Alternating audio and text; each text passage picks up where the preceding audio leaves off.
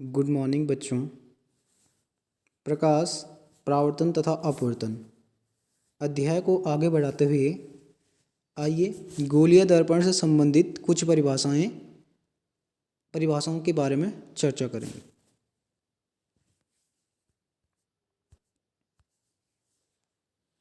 वक्रता त्रिज्या।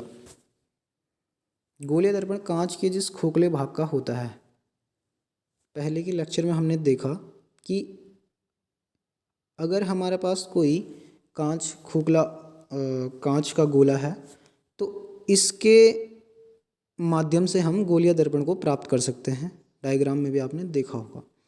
तो जिस खोखले गोले का भाग होता है उस गोले के केंद्र को दर्पण का वक्रता केंद्र, ये गोला है, सपोज इसका केंद्र यहाँ पर। तो यहाँ से अगर मैं काट के ये जो इधर जो ये पोर्शन आ रहा है, ये गोलीय दर्पण का काम करेगा। और फिर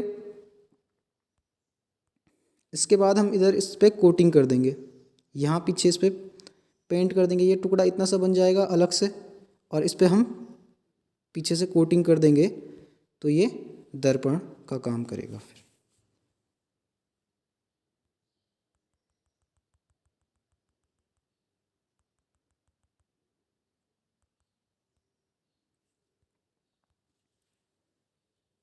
तो जो ये खोखला गोला होता है बच्चों, इसकी जो त्रिज्या, इसका जो सेंटर है उसे वक्रता केंद्र कहते हैं।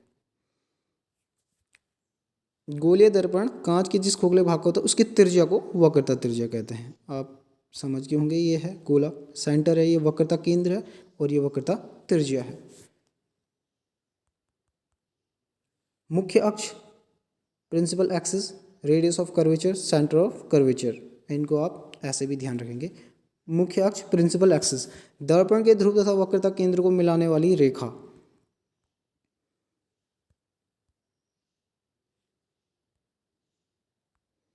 दर्पण के ध्रुव तथा वक्रता केंद्र को मिलाने वाली रेखा। ये बच्चों, ये दर्पण है हमारा, इसका पोल जो ध्रुव, दर्पण का ध्रुव, ये सेंटर मिड पॉइंट जो इसका है, यहाँ से इसको मिलाने वाली जो रेखा होती है इसको हम मुख्य अक्ष कहते हैं। ये वक्रता केंद्र है और ये पोल है। इन दोनों को जो रेखा मिलाती है बच्चों, इसको मुख्य अक्ष कहते हैं। ऐसा आप इसको समझेंगे।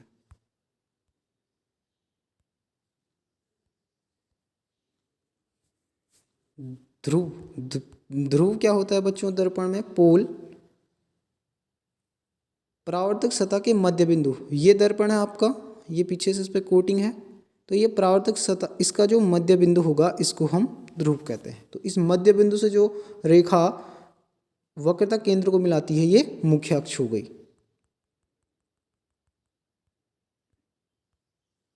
द्वारक, दर्पण के परावर्तक क्षेत्रफल का प्रभावी जो व्यास है,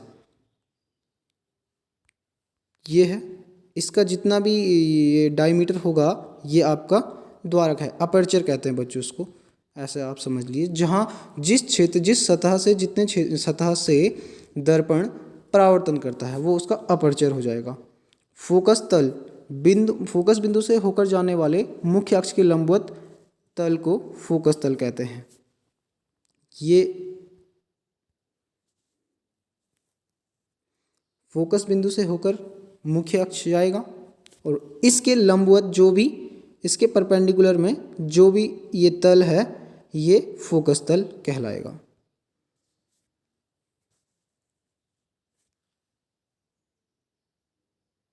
फोकस दूरी, गोलीय दर्पण के ध्रुव तथा मुख्य फोकस के बीच की दूरी को दर्पण की फोकस दूरी कहते हैं। तो गोलीय दर्पण के ध्रुव, जैसे कि आपने देखा ध्रुव, पोल, ये एक मिनट, ये दर्पण है, इसका ध्रुव ये है, ये इसका पोल है, सेंटर।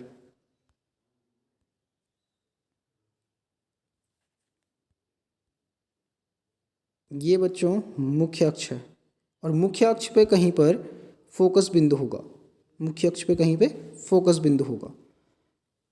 इस फोकस बिंदु को पोल से मिलाने वाली जो लाइन है, इस दूरी को हम फोकस दूरी कहते हैं। ये फोकस बिंदु है और ये पोल है P, दिस इज F और P के बीच की जो दूरी है इसको हम फोकस दूरी कहते हैं।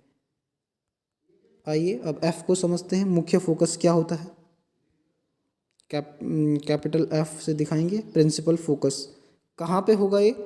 ये बच्चों मुख्य अक्ष पे होगा एक बिंदु, लेकिन होगा कहाँ पे?